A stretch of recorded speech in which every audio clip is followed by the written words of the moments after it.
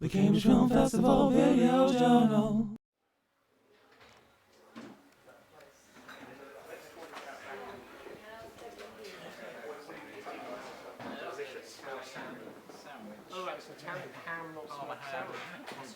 Oh, hi Max, didn't see you there. Oh. I'm just hanging out with the guys and I thought we might do a little vlog from here. Oh, what's up? Hi. So it's day 3 of Cambridge Film Festival. Jack is away doing something very important, and my name is Bill Thompson, and I'm a locally based journalist, raconteur, wit, and former chair of the Cambridge Film Trust. And I was wandering through town today, and I noticed several police vans out there, police support units, police in their riot gear getting tooled up, and I thought, bloody hell, it must be Trident Fest.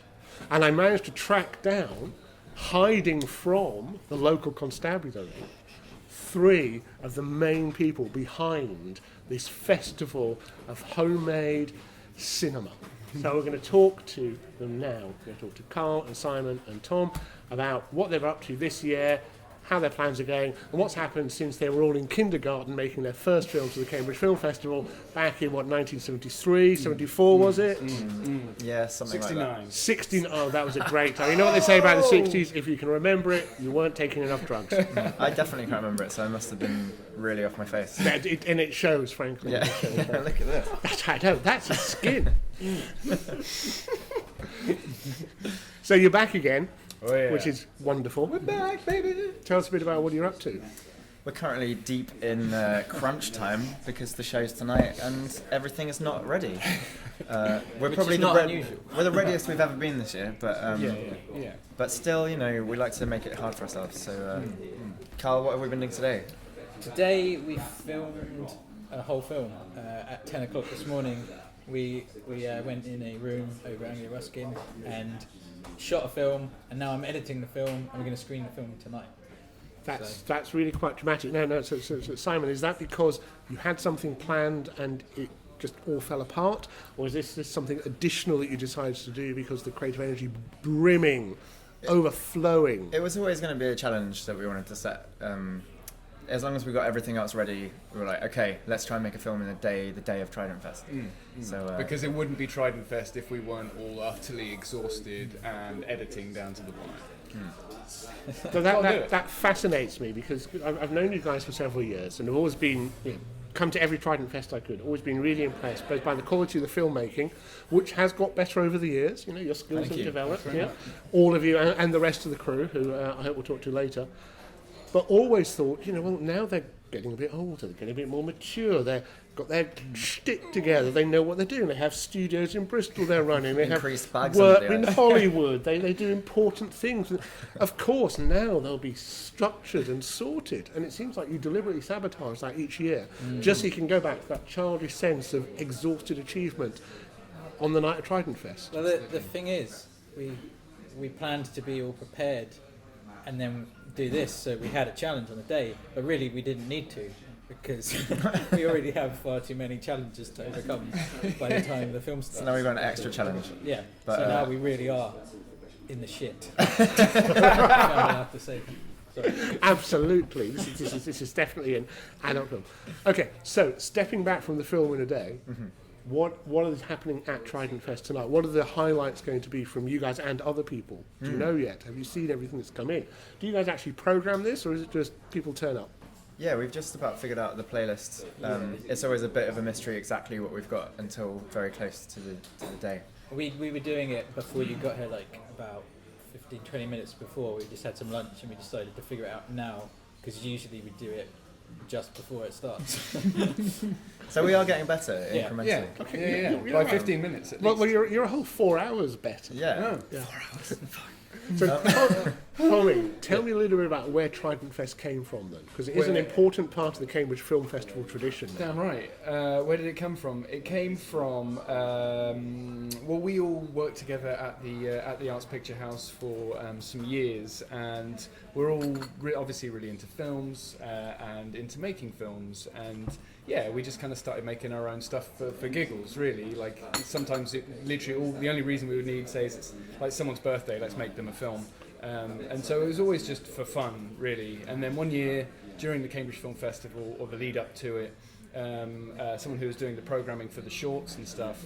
I think they were getting a little bit sort of frustrated with watching hundreds of short films, and just sort of said, hey, you know what, sometimes you guys can just knock out a banger without even trying. Why don't you guys do a little night, a late night sort of show of your stuff, and we'll market it as shorts made by the staff of the cinema. And well, it was a lovely idea, so we kind of thought, yeah, that sounds like fun. So we did it, and people really loved it, and so we kept doing it.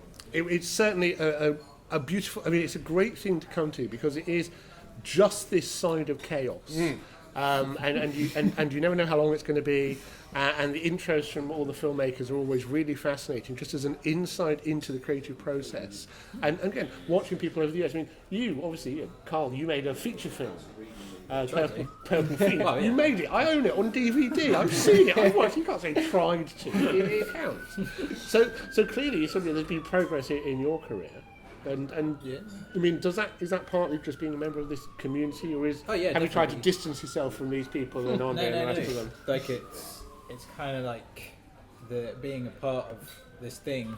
You kind of honour everyone, all the effort that everyone else puts into it, and also I always feel like someone would do something, and you're like, they did that, maybe I could do this, and you're always trying to like raise the stakes a bit. But yeah, it's just kind of like an environment that encourages you to push it a bit further. Whereas if you're on your own, Bakal's always been the one to like try and amp it a bit more. So he was the first one to do like a half-hour long film, and now we're trying to make this feature film. it's because I'm insecure. So yeah, this year we spent a lot of time trying to make a feature film that Carl had been developing and writing. And we did a Kickstarter and got raised 34 grand, but it wasn't enough. So we're looking at other ways to fund the film now, which is part of the adventure we've had this year. Yeah, and it is like every year we get at the festival just an insight into how all of you have been doing, what you're up to. I get to see you guys because you live away now. It is always exciting. How about you, Simon? And what are you spending your time doing when you're not exposing your buttocks on the motorway? Oh yeah, well that takes up about 80% of my time, and then I write music for a Cartoon Network show called Clarence, so I do that most of my time, and then I do a lot of live performance and comedy stuff and music, and just keep my fingers in as many pies as possible. And filmmaking is part of that. Yeah. And Tommy, you're running a production company. Yes, so I moved to Bristol when a ridiculous sort of opportunity arose where I was offered the chance to basically build my own studio, which is incredible, for a client, and they wanted a bunch of work done, and they're kind of in construction, and they said, hey, why hire a studio for months when we can just make our own? So that's what I went and did. So yeah, we're now running a film studio in Bristol and a production company from it. So yeah, we kind of hire it to other companies to use to shoot stuff, and we shoot our own stuff in it when we can. It's insane. It's mad fun. Fantastic. Well, we got to go and find the other Project Trident crew, who I believe, in an unprecedented step, are down the pub. Oh, don't even. Yeah. I mean, honestly, Part-timers. this is what we have to deal with. while you guys finish editing something for tonight. But if they were here, they'd just be like, I think you should do this. I think you should. So it's better. Yeah, to be honest, Better. I'm sick of them. So Okay. get them out of here. We'll see how it goes tonight. Meanwhile, thanks very much for your time. Thanks, Thank Bill. you. Bye, guys. Bye. Bye.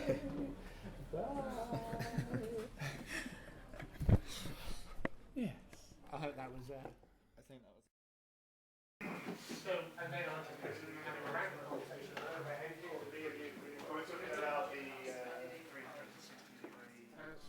Oh, hi Max. Well, we seem to have been interrupted again by Max Thompson to film us for the Cambridge Film Festival video podcast. Well, here we are. We found the rest of the Project Trident crew. I just wondered if you'd like to say who you guys are, what you're up to. So I'm Mikey Bear. I've worked with Carl recently on his Until the Day Breaks trailer, so I produced that for him. I'm Christian Nappage, long-serving Project Trident member. These days I usually do first ADing and editing and post stuff. I'm Thomas Dodden, down in London, but back here for Trident Fest, working with Riv. Been fantastic. I'm Reid Cook, I'm a director, and I direct films. So you guys are some more of the Trident crew, because there's a lot more people who are sort of peripherally, directly involved in it, aren't there? It's not like there's just a few of you. It grows and grows. No, we're just a smattering. There's many important faces not here today. Yeah. Is that because they're editing? Because they're off their faces? Because they've got better things to do? Well, we're now, Yeah, a bit of everything, kind of. we started off as a Cambridge-based group, but now it's been it's coming out for 10 years, unbelievably. And everyone's just spread out. There's people all over the country and in different countries, so it's not always easy for everybody to make it down for the Cambridge Film Festival. But we've got a pretty good showing still. I think there's going to be 10 of us, so not bad. There'll be plenty. And what can we expect from tonight's big screening in the Arts Picture House? There's a good mix. Like we've got some. I've directed a film called Aviatrix, which is drama, uplifting, nice comedy drama. Then we got some like horror. We got a lot of comedy. So it's a nice mix. So it's kind of some great stuff. Good. And one of the highlights for me has always been you appearing in the film song in your sort of threatening style. Can we expect to see you on screen again That's tonight? Carl typecasting. Yeah. Carl always casts me in weird roles. I do make a brief appearance this year. I think I have a punchline as well, which is quite nice. So hopefully that'll hit. Yeah, we just finished. We filmed a film. We started making a film this morning, which Carl is now editing right now, in which Tom has the closing line. Mm-hmm. So that's what we've been doing today. It's been quite a day. You once again played someone who's sort of beating me up in some way, I suppose. No, Do you know what I mean? Which happens quite often. Yeah, I think my figure lends to the fact that I kind of stronghold everybody. Yeah. It's everybody has a part to play. Yeah. And then we're going to see the Until the Day Breaks trailer tonight. We are. And Carl will give us an update on where we are with the filming there, or the soon-to-be filming, hopefully. Because there's plenty still to make. Brilliant. Well, this is Bill Thompson reporting from the pub. I'm going to have a drink and I'll be in the cinema at 10 to see what happens. Thanks and goodbye. Thanks, guys.